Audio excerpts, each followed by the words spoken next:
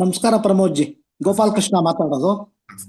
ತಾವು ಸಾತ್ವಿಕಿ mood over to ಇವರ ಧರ್ಮರಾಯನ್ ಕಡೆ ಅಂತ ಹೇಳ್ತೀರಿ.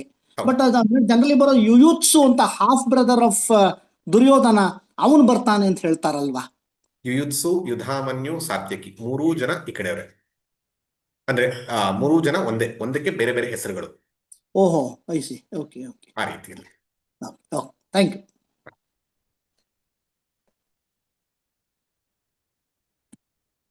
ನಮಸ್ಕಾರ ಪ್ರಮೋದ್ ಜಿ. ನಮಸ್ಕಾರ. ದಾವಣಗೆರೆಯಿಂದ ಅಚ್ಯುತ್ ಮೂರ್ತಿ ಅಂತ.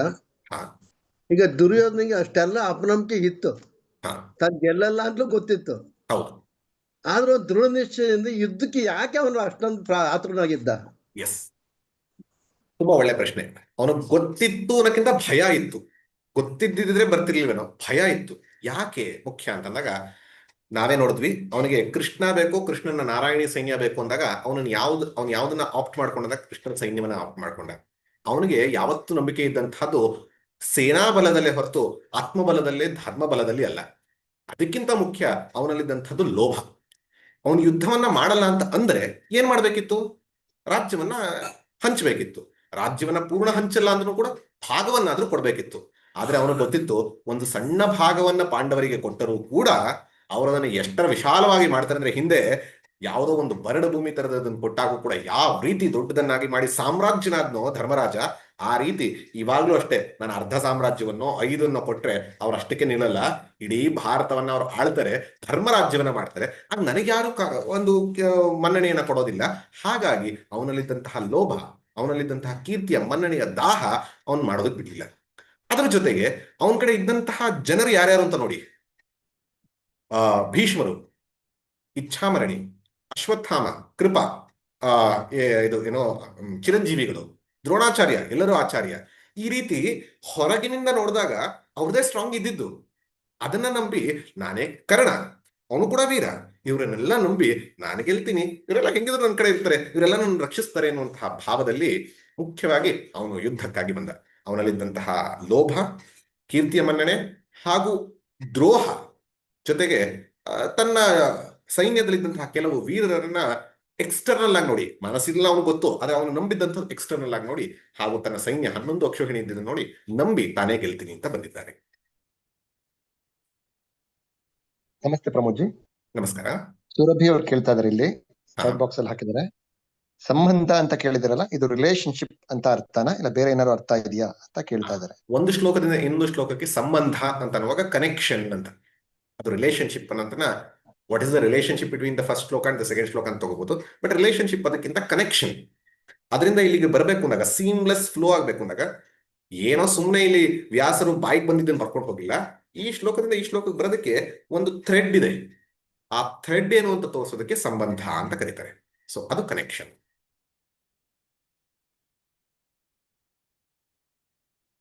ನಮಸ್ತೆ ಗುರುಜಿ. ನಮಸ್ಕಾರ. Very beautiful interpretation in different dimensions. ಅದಕ್ಕೆ ಧನ್ಯವಾದಗಳು. ಏಕಲವ್ಯನ್ ಬಗ್ಗೆ ಕ್ಲಾಸ್ ಅಲ್ಲೇ ಕೇಳಿ ಅಂತ ಹೇಳಿದ್ರು, ಅದೇ ನನ್ನ ಪ್ರಶ್ನೆ. ಈಗ ಕೇಳಿ ಪ್ರಶ್ನೆ. ಅದೇ ಏಕಲವ್ಯನ್ಗೆ ಆತರ ದ್ರೋಣಾಚಾರ್ಯರು ಮಾಡಿ ಇದ್ ಮಾಡ್ಬೋದಾಗಿತ್ತ? ಅವ್ರ ಆಚಾರ್ಯ ಧರ್ಮ ಅಲ್ಲಿ ಹೇಗೆ ನಾವ್ ತಗೋಬೇಕು? ನನಗೆ ನಿನ್ನೆ ಪ್ರಶ್ನೆ ವಾಟ್ಸ್ಆಪ್ ನಲ್ಲಿ ಬಂದಿದ್ರು ಕೂಡ, ಇದನ್ನ ಕ್ಲಾಸ್ ನಲ್ಲಿ ಕೇಳಿ ಅಂತ ಹೇಳಿದೆ. ಯಾಕೆಂದ್ರೆ ಹಲವಾರು ಜನರಿಗೆ ಈ ಒಂದು ಸಂಶಯ ಇದೆ. ದ್ರೋಣಾಚಾರ್ಯರು ಏಕಲವ್ಯನಿಗೆ ಮಾಡಿದಂಥದ್ದು ಯಾವ ರೀತಿ ಸರಿ? ಧರ್ಮವೋ ಅಧರ್ಮವೋ, ತಪ್ಪು ಸರಿಯೋ? ಈ ಜಿಜ್ಞಾಸೆ ಎಲ್ಲರಲ್ಲೂ ಇದೆ. ಹಾಗಾಗಿ ಇದನ್ನ ಕ್ಲಾಸ್ ನಲ್ಲಿ ತಗೋಣ ಅಂತ ಹೇಳಿ. ಇಲ್ಲಿ ಮೊಟ್ಟ ಮೊದಲಿಗೆ ನಾವು ತಿಳಿಬೇಕಾದಂಥದ್ದು, ರಾಮಾಯಣ ಅನ್ನುವಂಥದ್ದು it is an epic of ideals, ಆದರ್ಶಗಳ ಗ್ರಂಥ. ಅದ್ರಲ್ಲಿ ನಾವು ವೈಟ್ ಅಂಡ್ ಬ್ಲ್ಯಾಕ್ ನೋಡಬಹುದು, ಇದು ಸರಿ ಇದು ತಪ್ಪು, ಕ್ಲಿಯರ್ ಕಟ್. ಆದ್ರೆ Mahabharata is an epic of practicality, ಒಂದು ವಾಸ್ತವಿಕತೆಗೆ ಹತ್ತಿರ ಆಗುವಂಥದ್ದು. ಹಾಗಾಗಿ ಇಲ್ಲಿ ನೀವು ಯಾರನ್ನೂ ಕೂಡ, ದುರ್ಯೋಧನನ್ನು ಕೂಡ 100ಕ್ಕೆ 100 ಸರಿ ಇಲ್ಲ ಅನ್ನಕ್ಕಾಗಲ್ಲ. ಅವನಲ್ಲೂ ಯಾವುದೋ ಒಂದು ಒಳ್ಳೆ ಗುಣ ಕಡೆ ಕಾಣುತ್ತೆ. 100ಕ್ಕೆ 100 ಪರ್ಫೆಕ್ಟ್ ಅಂತ ಯಾರನ್ನೂ ಹೇಳೋದಕ್ಕಾಗಲ್ಲ. ಹಾಗಾಗಿ ಈಗ ನಾನು ಕೊಡುವಂತಹ ಉತ್ತರ ಇವತ್ತಿನ ಸಮಾಜಕ್ಕೆ 100ಕ್ಕೆ 100 ಸರಿ ಹೊಂದತ್ತೆ ಅಂತ ನಾನು ಹೇಳೋದಕ್ಕೂ ಹೋಗಲ್ಲ. 100ಕ್ಕೆ 100 ದ್ರೋಣರನ್ನ ನಾನು ಸಪೋರ್ಟ್ ಕೂಡ ಮಾಡಲ್ಲ. ಆದ್ರೆ ಅವ್ರು ಮಾಡಿದ್ ಯಾವ ರೀತಿ ಸರಿ ಅನ್ನುವಂಥದ್ದನ್ನ ಅಷ್ಟೇ ಹೇಳ್ತೀನಿ. ಮೊಟ್ಟ ಮೊದಲಿಗೆ ದ್ರೋಣರು, ಏಕಲವ್ಯ ಬಂದು ಆ ವಿಚಾರ ಮಾಡಿದಂತಹ ಸಮಯ ನಾವು ನಿನ್ನೆ ನೋಡಿದ ಹಾಗೆ, ಸೈನಿಂಗ್ ಆಫ್ ಅಗ್ರಿಮೆಂಟ್. ಅವರಲ್ಲಿದ್ದಂತಹ ಬಡತನ, ದಾರಿದ್ರ್ಯ, ಆ ದಾರಿದ್ರ್ಯವನ್ನು ಹೋಗಲಾಡಿಸೋದಕ್ಕೆ ಹಸ್ತಿನಾಪುರ ಸಾಮ್ರಾಜ್ಯ ಅವರ ಹತ್ರ ಒಂದು ಅಗ್ರಿಮೆಂಟ್ ಸೈನ್ ಮಾಡಿಸ್ಕೊಳ್ತು. ಸೈನ್ ಮಾಡಿಸ್ಕೊಂಡು ಹೇಳ್ತು, ನೀವು ಈ ಆಸ್ಥಾನದಲ್ಲಿರುವಂತಹ ರಾಜಕುಮಾರರಿಗೆ ಬಿಟ್ಟು ಬೇರೆಯವರಿಗೆ ಹೇಳ್ಕೊಡುವಂತಿಲ್ಲ ಅಂತ. ಅವರು ತಮ್ಮ ಧರ್ಮವಾದಂತಹ ಆ ವಿಚಾರವನ್ನ, ಆಚಾರ್ಯ ಧರ್ಮವನ್ನ ಫಾಲೋ ಮಾಡದಿದ್ರು ಕೂಡ ಅದಕ್ಕೆ ಒಂದಕ್ಕೆ ಒಪ್ಪಿದ್ರು. ಏನನ್ನ ಒಪ್ಪಿದ್ರು ಅಂತ ಅಂದಾಗ, ಒಂದ್ ಸೆಕೆಂಡ್ ಕಟ್ ಮಾಡಿ. ಆ ರೀತಿಯಲ್ಲಿ ಏನು ವಿಚಾರ ಮಾಡಿದ್ರು ಅಂತ ಅಂದಾಗ, ಈಗ ಈ ಕೆಲವು ದಿನಗಳ ಕಾಲ ನಾನು ಬೇರೆಯವ್ರಿಗೆ ಹೇಳ್ಕೊಡೋದಿಲ್ಲ, ಹೇಳ್ಕೊಡುವಂಥದ್ದು ಈ ರಾಜಕುಮಾರರಿಗೆ ಮಾತ್ರ. ಸೈನಿಂಗ್ ಮಾಡಿದ್ವಿ. ಯಾವುದೇ ಒಂದು ಸಂಸ್ಥೆಯಲ್ಲಿ ನೀವು ಹೋಗಿ ಒಂದು ಅಗ್ರಿಮೆಂಟ್ ನ ಸೈನ್ ಮಾಡಿದಾರೆ ಅಂದ್ರೆ ಆಗ ನೀವು ಅದಕ್ಕೆ ಬದ್ಧರಾಗಿರ್ತೀರ, ಅದೇ ವಿಶೇಷ ಧರ್ಮವಾಗತ್ತೆ. ಹಾಗಾಗಿ ಆ ವಿಶೇಷ ಧರ್ಮವನ್ನ ಫಾಲೋ ಮಾಡ. ಆ ಸಂದರ್ಭದಲ್ಲಿ ಸಿಕ್ಕಂಥವನು ಏಕಲವ್ಯ. ಈಗ ಮೊದಲು ಅವನು ಹೇಳ್ಕೊಡ್ಲಿಲ್ಲ ಅನ್ನೋದಕ್ಕೆ ಕಾರಣ. ಆದ್ರೆ ನಮ್ಗೆ ಗೊತ್ತು, ಏಕಲವ್ಯ ಏನ್ ಕೇಳಲಿಲ್ಲ. ಏಕಲವ್ಯ ದ್ರೋಣಾಚಾರ್ಯರ ಒಂದು ಪ್ರತಿಮೆಯನ್ನ ಹಿಡಿದು, ಪ್ರತಿಮೆಯನ್ನ ಇಟ್ಕೊಂಡು ಅವನೇ ಕಲ್ತು ಬಂದಂತಹದ್ದು. ಅದನ್ನ ನೋಡಿ ಯಾಕೆ ಈ ರೀತಿ ಮಾಡಿದ್ರು ಅನ್ನುವಂಥ ಈಗ ಬರುವಂತಹ ವಿಚಾರ 2-3 ಸೂಕ್ಷ್ಮ ವಿಚಾರಗಳು. ಏನು ಅಂತಂದಾಗ, ಏಕಲವ್ಯ ಯಾರು? ಏಕಲವ್ಯ ಒಂದು ಬುಡಕಟ್ಟು ಜನಾಂಗ, ಅಂದ್ರೆ ಕಾಡಿನಲ್ಲಿ ವಾಸವಾಗಿದ್ದಂತಹ ಕಾಡು ಜನರ ಇಲ್ಲದಂತಹ ಒಬ್ಬ ವ್ಯಕ್ತಿ, ಯುವಕ. ಕಾಡು ಜನ ಯಾರು ಕೂಡ ಅಲ್ಲಿ ರಾಜರಾಗಿರ್ಲಿಲ್ಲ. ಕಾಡಿನ ಜನ ಆ ಬಿಲ್ಲು ಬಾಣವನ್ನ ಕಲಿಯೋದೇ ಆಗ್ಲಿ, ಇದೆಲ್ಲ ಯಾಕೆ ಅಂತಂದಾಗ ಆಹಾರ ಸೇವನೆ, ಅವರ ಒಂದು ದಿನನಿತ್ಯದ ಜೀವನ ನಿರ್ವಹಣೆಗಾಗಿ ಅವ್ರು ಕಲಿತಾ ಇದ್ದಂಥದ್ದು. ಅವರ ಕಲಿಕೆಗೆ ಮಾಸ್ಟರ್ ಸ್ಕಿಲ್ಸ್ ಬೇಕಿಲ್ಲ. ಆದ್ರೆ ಇವನು ಮಾಸ್ಟರ್ ಸ್ಕಿಲ್ಸ್ ಆಗಿದೆ. ಇದನ್ನ ನೋಡಿ ಆಶ್ಚರ್ಯ ಪಡ್ತಾರೆ, ಖುಷಿ ಪಡ್ತಾರೆ. ಅವ್ರಿಗೆ ಅಸೂಯೆ ಆಗಲ್ಲ, ಖುಷಿ ಪಡ್ತಾರೆ. ವಾವ್, ಇಂತಹ ಒಬ್ಬ ಧನುರ್ಧಾರಿಯಾಗಿದ್ದಾನಲ್ಲ ಅಂತಂದು. ಆದ್ರೆ ಯಾವತ್ತೂ ಕೂಡ ಅಂದಿನ ಕಾಲದಲ್ಲಿ, ಇಂದಿನ ಕಾಲದಲ್ಲೂ ಕೂಡ, ಅಂದಿನ ಕಾಲದಲ್ಲಿ ಇಂದಿನ ಕಾಲದಲ್ಲೂ ಕೂಡ ಈ ಧನುರ್ವಿದ್ಯೆ ಅನ್ನುವಂಥದ್ದು ಸ್ಕಿಲ್ ಆಗಿರ್ಲಿಲ್ಲ. It is not a skill, it is a responsibility. ಅದೊಂದು ಜವಾಬ್ದಾರಿ. ನೀನ್ ಕಲಿಯೋದು ಯಾಕೆಂದ್ರೆ ನನ್ನ ಹತ್ರ ಸ್ಕಿಲ್ ಇದೆ ಅಂತ ಹೇಳಿ 100 ಜನ ಸಾಯಿಸಕ್ ಬರುತ್ತೆ ಅಂತಲ್ಲ. ಹಾಗಾಗಿ ನಾವಾಗ್ಲೇ ನೋಡುವಲ್ಲ, ಸುಸಂಸ್ಕೃತನಾಗಿಲ್ಲದಂಥವನ ಕೈಯಲ್ಲಿ ಅತಿ ಹೆಚ್ಚು ಶಕ್ತಿ ಇದ್ರೆ ಹಲವಾರು ಸಲ ದುರ್ಬಳಕೆ ಆಗುವಂತಹ ಸಾಧ್ಯತೆ ಇದೆ. ಹಾಗಾಗಿ ಅದನ್ನ ಮುಂದಾಲೋಚನೆ ಮಾಡಿ ಅವರಿಂದ ಬೇಡ ಅಂದ್ರು. ಇದು ಯಾಕೆ ಮುಂದಾಲೋಚನೆ ಅಂತ ಹೇಳ್ತಾ ಇದ್ದಾಗ, ದ್ರೋಣಾಚಾರ್ಯರಿಗೆ ಮುಂಚೆ ಮೋಸ್ಟ್ಲಿ ಆ ಐಡಿಯಾ ಇತ್ತು ಅನ್ಸುತ್ತೆ, ಇವನ ಮನಸ್ಸಿನಲ್ಲಿದ್ದಂತಹ ಮಹತ್ವಾಕಾಂಕ್ಷೆಯನ್ನ. ಯಾಕೆ ಅಂದಾಗ, ಕುರುಕ್ಷೇತ್ರ ಯುದ್ಧದಲ್ಲಿ ಏಕಲವ್ಯ ಭಾಗವಹಿಸ್ತಾನೆ. ಇದು ನಮ್ಮಲ್ಲಿ ಹಲವಾರು ಜನ ಗೊತ್ತಿಲ್ಲ. ಕುರುಕ್ಷೇತ್ರದಲ್ಲಿ ಏಕಲವ್ಯ ಭಾಗವಹಿಸ್ತಾನೆ. ಯಾರ ಕಡೆ ಭಾಗವಹಿಸ್ತಾನೆ ಅಂದ್ರೆ ಕೌರವರ ಕಡೆ ಭಾಗವಹಿಸ್ತಾನೆ. ಯಾಕೆ ಅಂತ ಅಂದಾಗ, ಅವನಿಗಿದ್ದಂತಹ ಮಹತ್ವಾಕಾಂಕ್ಷೆಯಿಂದ ಅವನು ಧರ್ಮದ ಕಡೆ ಇರಬೇಕು ಅಂತಲ್ಲ, ಅರ್ಜುನ ಅದನ್ನೆಲ್ಲ ಅವನ ವಿರುದ್ಧ ಹೊಡೆದಾಡ್ತೀನಿ ಅಂತ ಹೇಳಿ ತನ್ನ ಹೆಬ್ಬೆರಳು ಹೋಗಿದ್ರು ಕೂಡ ಅಲ್ಲಿ ಹೋಗಿ ನಿಂತ್ಕೊಳ್ತಾನೆ. ಯೋಚನೆ ಮಾಡಿ, ಅಂತಹ ಒಬ್ಬ ವಾರಿಯರ್, ಧನುರ್ಧಾರಿ ಅಧರ್ಮದ ಕಡೆ ಇದ್ರೆ ಈಗಿದ್ದಂತಹ ಭೀಷ್ಮ, ದ್ರೋಣ, ಕರ್ಣ, ಕೃಪರನ್ನೇ ತಡ್ಕೊಳ್ಳೋಕ್ ಕಷ್ಟ ಪಾಂಡವರಿಗೆ. ಅಂಥದ್ರಲ್ಲಿ ಇನ್ನೊಬ್ಬನು ಸೇರಿದ್ರೆ ಯಾವ ರೀತಿ ಆಗಬಹುದು? ದಿಸ್ ವಾಸ್ ಅ ಫೋರ್ಸ್, ಅದೇ ಮುನ್ಸೂಚನೆಯಿಂದ ತಗೊಂಡು ಮಾಡುವಂಥದ್ದು.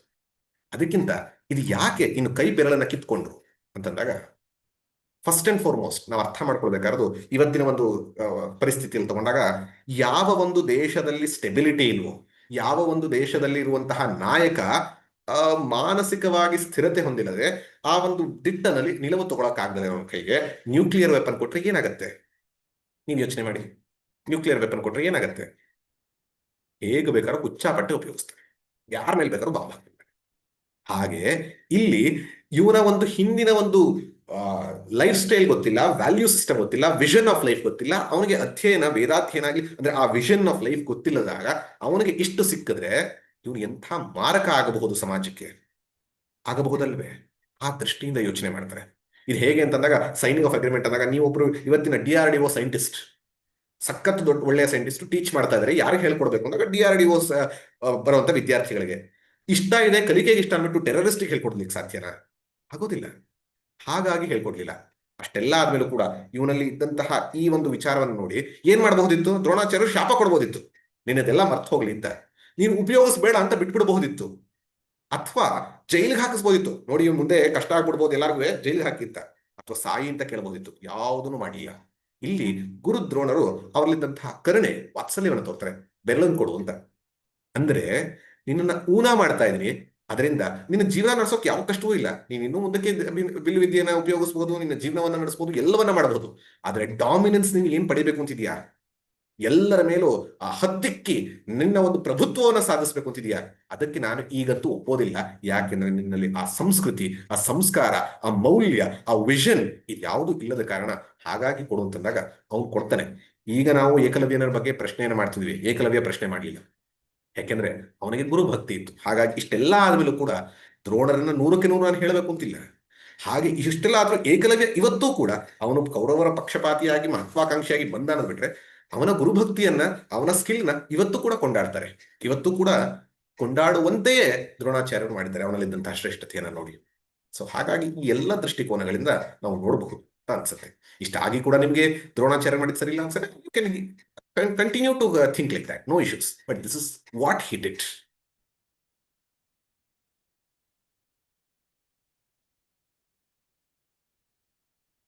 ಪ್ರದೀಪ್ ಜಿ ಯಾವ್ದಾದ್ರು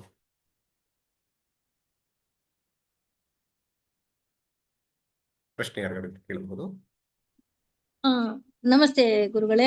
ನಮಸ್ಕಾರ. ಇದು ನನ್ಗೆ ನನ್ನ ಸಂಶಯ ಏನಂತ ಹೇಳಿದ್ರೆ, ಪರಶುರಾಮ ಆಕ್ಚುಲಿ ಅವರು ಕ್ಷತ್ರಿಯರನ್ನ ದ್ವೇಷಿಸ್ತಾರೆ ಅಂತ, ಹಾಗಾಗಿ ಕರ್ಣನಿಗೆ ಅವರು ಶಾಪ ಕೊಟ್ಟು ಅವನು ಕ್ಷತ್ರಿಯ ಅಂತ ಹೇಳಲಿಲ್ಲ ಅಂತ ಆ ಕಾರಣಕ್ಕೆ. ಆದ್ರೆ ಅದೇ ಪರಶುರಾಮರ ಹತ್ರ ಅಲ್ವ ನಮ್ಮ ಗಂಗೆ ಪುತ್ರ ದೇವವ್ರತ ಆಗಿರೋರು ಕಲ್ತದ್ದು, ಅದು ಹೇಗೆ ಇದು ಅಂತ ಹೇಳಿ. ಗೊತ್ತಾಯ್ತು. ಮೊಟ್ಟ ಮೊದಲಿಗೆ ಪರಶುರಾಮರ ಬಗ್ಗೆ ಇರುವಂತಹ ತಪ್ಪು ಕಲ್ಪನೆಯನ್ನು ಕಳ್ಕೋಬೇಕು. ಪರಶುರಾಮರಿಗೆ ಕ್ಷತ್ರಿಯರು ಇಷ್ಟ ಇರಲಿಲ್ಲ ಅಂತಲ್ಲ, ಅಧರ್ಮಿ ಕ್ಷತ್ರಿಯರನ್ನ ನಾಶ ಮಾಡಿದಂಥದ್ದು. ಇಲ್ಲಾಂದ್ರೆ ಅವ್ರನ್ನ ಅವತಾರ ಅಂತ ಕರಿತಿರ್ಲಿಲ್ಲ. ಕ್ಷತ್ರಿಯರನ್ನ ನಾಶ ಮಾಡಿದ್ರೆ ಯಾರು ಮತ್ತೆ ಭೂಮಿಯನ್ನು ಆಳಕ್ ಸಾಧ್ಯ? ಹಾಗಾಗಿ ಕ್ಷತ್ರಿಯ ದ್ವೇಷಿ ಅಲ್ಲ, ದುಷ್ಟ ಬುದ್ಧಿಯ ಕ್ಷತ್ರಿಯ ದ್ವೇಷಿ. ದುಷ್ಟ ಬುದ್ಧಿ ಇದ್ದು ಸಮಾಜಕ್ಕೆ ಕಂಟಕರಾಗಿದ್ದಂತಹ ಕ್ಷತ್ರಿಯರನ್ನ ದ್ವೇಷ ಮಾಡಿ ಅವರು 21 ಬಾರಿ ಭೂಮಿಯನ್ನೆಲ್ಲ ಓಡಾಡಿ ಅಂಥವ್ರನ್ನ ನಾಶ ಮಾಡೋದು, ಎಲ್ಲರನ್ನೂ ನಾಶ ಮಾಡೋದು ಭೂಮಿಯಲ್ಲಿ ಇತ್ತು. ಅದು ಮೊದಲನೇದು. ಎರಡನೇದು, ನೀವೇ ಹೇಳಿದ್ರಿ ಕರ್ಣನಿಗೆ ಅವರು ಪಾಠ ಹೇಳಿಕೊಟ್ಟ ಮೇಲೆ ಗೊತ್ತಾದ ಕಾರಣ ನೀನು ಕ್ಷತ್ರಿಯನೇ ಇರಬೇಕು ಅಂತ ಹೇಳಿ ಶಾಪ ಕೊಟ್ಟಂತಹದ್ದು.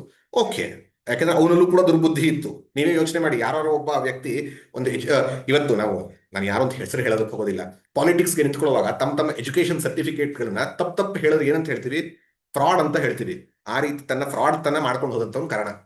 ಆ ಫ್ರಾಡ್ ಅನ್ನ ನೋಡಿ ಅವನಿಗೆ ಶಾಪ ಕೊಟ್ಟಂಥದ್ದು. ಯಾಕಂದ್ರೆ ನೀನು ಬರ್ತ್ ಸರ್ಟಿಫಿಕೇಟ್ನ ಏನೇನೋ ತಪ್ಪು ಕೊಟ್ಟು ಏನೇನೋ ರೀತಿಯಲ್ಲಿ ಹೇಳ್ಬಂದಿದೆ ಅಂತ ಶಾಪ ಕೊಟ್ಟರು.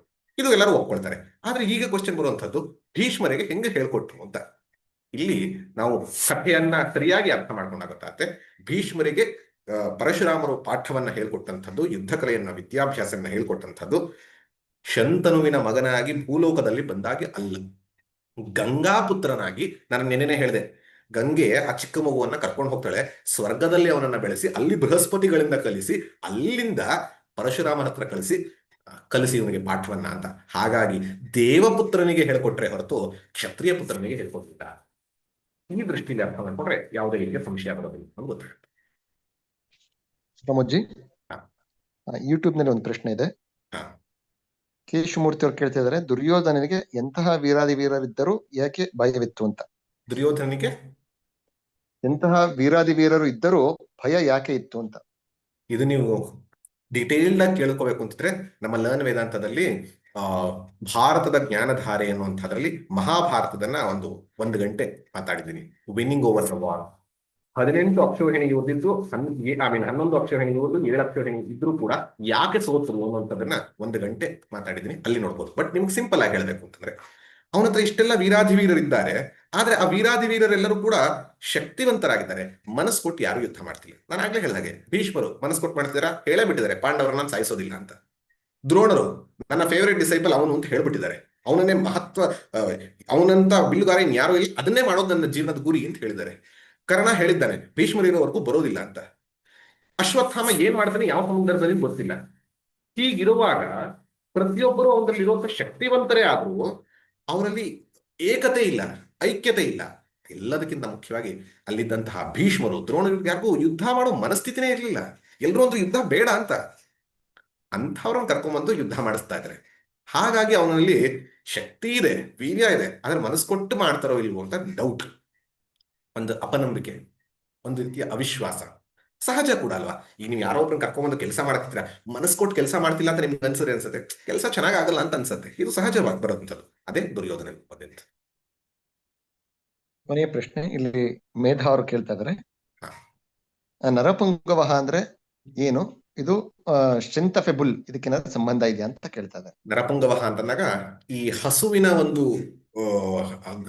ಹಿಂಡಿನಲ್ಲಿ ಎದ್ದು ಕಾಣುವಂತಹ ಒಂದು ಹೋರಿ ನರಪುಂಗವ ಅಂತ. ಹಾಗೆ ನರ ಅಂತಂದಾಗ ಮನುಷ್ಯರಲ್ಲಿ ಎಲ್ಲರಲ್ಲೂ ಕೂಡ ಎದ್ದು ಕಾಣುವಂಥದ್ದು.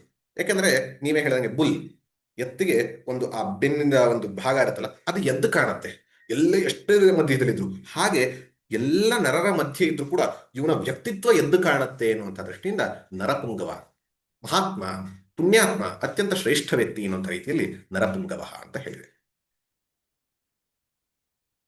ಶಿವಪ್ರಕಾಶ್ ಅವರು ಕೇಳಬೇಕಂತಿದ್ದಾರೆ. ಲಾಸ್ಟ್ ಪ್ರಶ್ನೆ ಹ್ಯಾಂಡ್ ರೈಸ್ ಮಾಡಿದ್ದಾರೆ. ಏನಾದ್ರು ಕೇಳೋದಿದೆಯಾ? ಈಗ 10 ಶ್ಲೋಕಗಳನ್ನ ಮುಗಿಸಿದ್ದೀವಿ ಅಂದ್ರೆ ಹೇಳ್ಬೇಕು ಅಂದ್ರೆ ನಾನು ನಿಮ್ಗೆ ಅನಿಸ್ತಾ ಇದೆ ಇಷ್ಟೊಂದೆಲ್ಲ ವಿಶಾಲವಾಗಿದೆ ಅಂತ. ನಾನು ಇಲ್ಲಿ ಹೇಳುವಾಗ ಎಷ್ಟನ್ನ ಕಟ್ ಮಾಡಿದ್ದೀನಿ ಅನ್ನೋದು ನನಗೆ ಗೊತ್ತು, ಎಷ್ಟು ಸಮಯದಲ್ಲಿ ಎಷ್ಟು ಕಟ್ ಮಾಡಿ ಹೇಳಬೇಕು ಅನ್ನೋಂಥದ್ದು. ಸೊ ಹಾಗಾಗಿ ಈ ವಿಚಾರಗಳನ್ನ ಹೇಳಬೇಕು ಅಂದ್ರೆ ಆತ್ಮವಿಚಾರವಲ್ಲ, ಆದ್ರೂ ಈ ಕಥೆಯನ್ನ ಮತ್ತು ಈ ಹಿನ್ನೆಲೆಯನ್ನ ಅರ್ಥ ಮಾಡ್ಕೊಳಕ್ಕೆ ಒಂದು ಸರಿ ಕೇಳಿಸ್ಕೊಂಡ್ರೆ ಕಷ್ಟ. ಇವತ್ತಂತೂ ಹೇಳಬೇಕು ಅಂದ್ರೆ ಎಷ್ಟು ಜನ ಕ್ಯಾರೆಕ್ಟರ್ಗಳ ಹೆಸರುಗಳು, ಒಬ್ಬೊಬ್ಬರ ಹೆಸರೇ ಕೇಳಿರಲಿಲ್ಲ. ಆ ಕ್ಯಾರೆಕ್ಟರ್ಗಳ ಹೆಸರುಗಳು, ಅವ್ರಿಗೆ ಯಾವ ರೀತಿ ಪಾತ್ರ ವಹಿಸಿದ್ರು, ಅವ್ರು ಯಾವ ಕಡೆ ಇದ್ರು, ಹೇಗೆ ಬಂದ್ರು, ಇದನ್ನೆಲ್ಲ ತಿಳ್ಕೊಳ್ಳೋದಕ್ಕೆ ಒಂದು ಸರಿ ಕೇಳಿಸ್ಕೊಂಡ್ರೆ ಕಷ್ಟ ಅಂತ ಭಾವಿಸ್ತೀನಿ. ಹಾಗಾಗಿ ನನ್ನ ಒಂದು ಕಳಕಳಿಯ ವಿನಂತಿ ಅಂದ್ರೆ ಈ ವಿಚಾರಗಳು information, it is not any transformation. ದುರ್ಯೋಧನನ ಮನಸ್ಥಿತಿಯಲ್ಲಿದ್ದಂಥದನ್ನ ನಾವು ತಗೊಂಡು ನಮ್ಮಲ್ಲಿ ಇರಬಾರ್ದು ಅಂತ ಟ್ರಾನ್ಸ್ಫಾರ್ಮೇಶನ್ ಬರಬಹುದು, ಲೀಡರ್ಶಿಪ್ ಆಗಿರಬಾರ್ದು ಅಂತ ಇಲ್ಲದವರಿಗೆ ಟ್ರಾನ್ಸ್ಫಾರ್ಮೇಶನ್ ಬರಬಹುದು. Otherwise this are all information, knowledge oriented. ಆದರೆ ಇದನ್ನ ತಿಳ್ಕೊಂಡಾಗ ಒಂದು ಹಿನ್ನೆಲೆ ಬರುತ್ತೆ. ಹಾಗಾಗಿ ನಿನ್ನೆದಿರಬಹುದು, ಇವತ್ತಿಂದಿರಬಹುದು, ಇದನ್ನ ಮತ್ತೆ ಮತ್ತೆ ಕೇಳುವಂತಹ ಪ್ರಯತ್ನವನ್ನ ಮಾಡಿ ಅರ್ಥೈಸ್ಕೊಂಡು ಯಾರು ಯಾವ ಕಡೆ ಯಾತಕ್ಕಾಗಿ ನಿಂತರು, ಹಾಗಾದ್ರೆ ನನ್ನ ಜೀವನ ಯಾವುದಕ್ಕಾಗಿ ನಿಲ್ಲಬೇಕು ಅನ್ನುವಂತಹ ನಿಶ್ಚಯ ಮಾಡ್ಕೊಳ್ಳೋದಾದ್ರೆ ಒಳ್ಳೇದಾಗತ್ತೆ. ನಾಳೆ ದುರ್ಯೋಧನ ಕೊನೆಯ ಮಾತು ಮುಂದೆ ಹೇಗೆ ಹೋಗುತ್ತೆ ಅನ್ನುವಂಥದ್ದನ್ನ ಗಮನಿಸೋಣ. ಸೊ ಇಲ್ಲಿಗೆ ಇವತ್ತಿನ ಒಂದು ಸೆಷನ್ ಮುಗಿಸೋಣ. ಧನ್ಯವಾದಗಳು.